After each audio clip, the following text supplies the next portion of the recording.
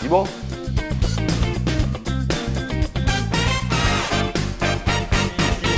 Qui discours pour peuple là? Qui chante pour parler pour peuple là? Bon, ok, j'ai trouvé le truc. J'ai trouvé le truc.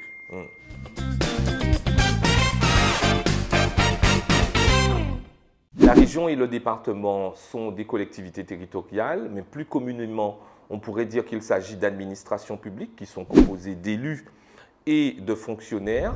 Et la région et le département mettent à la disposition des citoyens des services publics.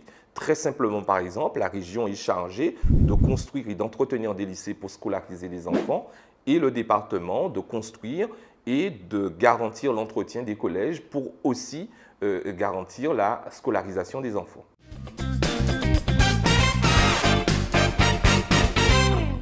Alors, il y a une différence entre les deux collectivités. Tout d'abord, pour faire un petit peu d'histoire, en Guadeloupe, le département existe depuis 1946, la région depuis 1982, et chaque collectivité possède des compétences propres. Et de façon générale, on dit que la région est spécialisée en matière d'action économique et on dit que le département est plutôt spécialisé en matière de politique publique sanitaire et sociale.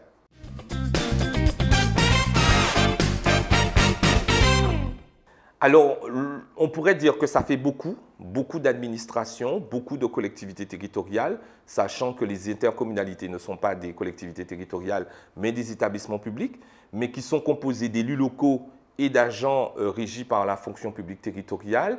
Mais le deuxième niveau de réponse, ce serait aussi de se dire peut-être que ça fait beaucoup, mais chaque niveau est spécialisé dans un domaine, comme je l'indiquais tout à l'heure, la région pour l'action économique, le département pour les affaires sanitaires et sociales, la commune est plutôt généraliste et c'est aussi le cas pour les intercommunalités.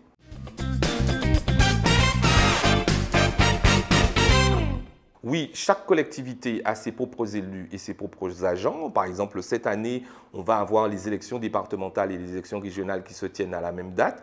Mais de façon générale, ce sont des élections qui se tiennent à des dates différentes pour élire des élus qui sont différents. Et exemple, les élus du conseil départemental sont appelés des conseillers départementaux. On les a appelés avant conseillers généraux. Et les élus des conseils régionaux sont appelés des conseillers régionaux.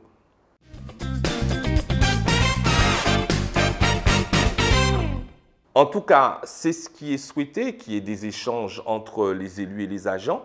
Mais il faut toujours rappeler qu'en vertu du droit de la décentralisation, c'est le président de la collectivité qui est le chef du personnel.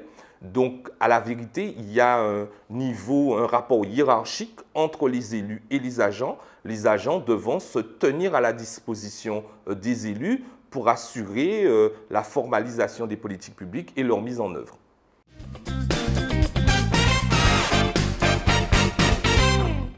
La conférence territoriale de l'action publique est un espace d'échange qui a été mis en place par le législateur afin de permettre les différents niveaux d'intervention, les différentes administrations que nous avons citées précédemment, de travailler ensemble, de réfléchir ensemble sur la mise en œuvre des compétences. Et à titre d'exemple, la dernière conférence territoriale de l'action publique qui s'est tenue en Guadeloupe a travaillé sur la thématique de l'eau qui, on sait, est une thématique qui est chère aux Guadeloupéens. Alors, le congrès des élus départementaux et régionaux a été créé par la loi du 13 décembre 2000 parce que dans les départements régions d'outre-mer, à cette époque-là, il y avait une envie d'évolution institutionnelle, d'évolution statutaire. Et comme le gouvernement de l'époque ne voulait pas tout de suite fusionner le département et la région de façon durable, on a imaginé que les conseillers départementaux et les conseillers régionaux pouvaient se réunir en même temps pour travailler sur des thématiques qui sont par exemple la mise en œuvre des compétences ou des projets d'évolution institutionnelle. Mais il faut quand même dire que pour la Martinique et pour la Guyane, depuis 2014, le congrès est composé non pas simplement des conseillers départementaux et régionaux qui n'existent plus, mais des conseillers territoriaux de cette collectivité unique, élargi à tous les maires de Guyane et de Martinique, y compris les parlementaires.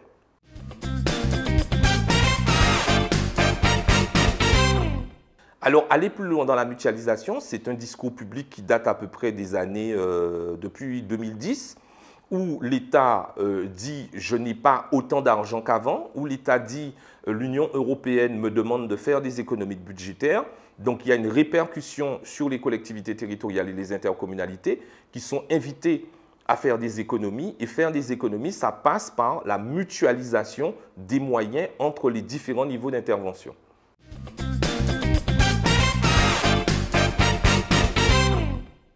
Alors, la première forme, en tout cas celle qui a été incitée depuis ce qu'on appelle l'intercommunalité obligatoire, c'est de permettre aux agents de mutualiser les agents. Exemple, lorsque on décide de transférer une compétence d'une commune vers une intercommunalité, on ne va pas recruter des agents supplémentaires dans l'intercommunalité pour assurer la compétence, mais on va demander aux agents de la commune qui s'occupaient de cette compétence-là d'aller travailler dans l'intercommunalité, et c'est une façon de mutualiser les moyens en termes de ressources humaines.